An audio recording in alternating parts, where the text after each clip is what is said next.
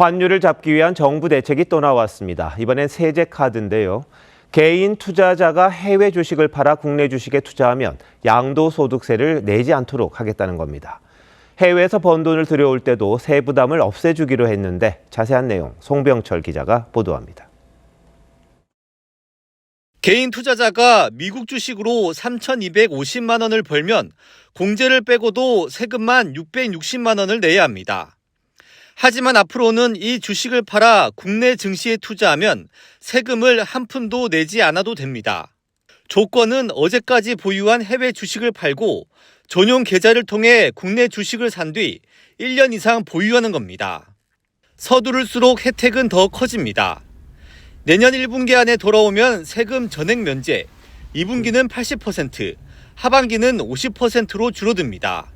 이 전용 계좌는 이르면 내년 1월 말쯤 출시될 예정입니다. 개인 해외 투자자의 국내 복귀를 지원함으로써 외환시장의 안정과 국내 자본시장 활성화를 동시에 도모하고자 합니다. 정부는 해외에 나가 있는 개인 투자금 가운데 10%만 돌아와도 200억 달러가 유입될 것으로 추산했습니다. 다만 이미 미국 시장에 익숙해진 투자자들이 세금 혜택만 보고 국내로 돌아올지는 미지수입니다. 기본적으로 미국 주식시장에서 투자를 했을 경우에 수익률이 높기 때문에 자금의 흐름이 머니무브가 그쪽으로 지금 되고 있는 것이죠. 정부는 환율 변동 위험을 막는 환해지를 할 경우 최대 500만 원까지 세부담을 낮춰주고 해외 자회사에서 받은 배당금을 국내로 들어오면 과세하지 않기로 했습니다. TV조선 송병철입니다. 보신 것처럼 정부가 환율 안정을 위해 세제 혜택을 내놓았고요. 전례 없는 수위의 구두 개입도 동원했습니다.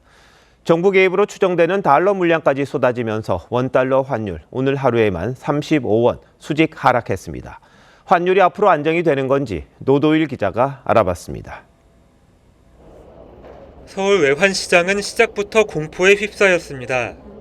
1,484.9원으로 개장한 원달러 환율이 1분도 안 돼 1,485.4원까지 치솟자 외환당국은 즉시 구두 개입에 나섰습니다.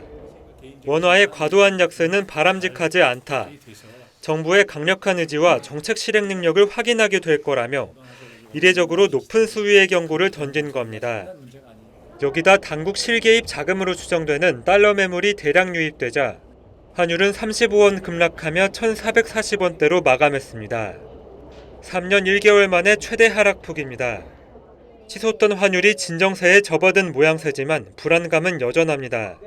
상승을 이끌었던 구조적인 요인들이 그대로인 상황에서 정부 개입만으로 원달러 환율이 방향을 바꾸기는 상당히 어렵기 때문에 정치권에선 환율에 침묵하는 이재명 대통령에 대한 공세가 이어졌습니다.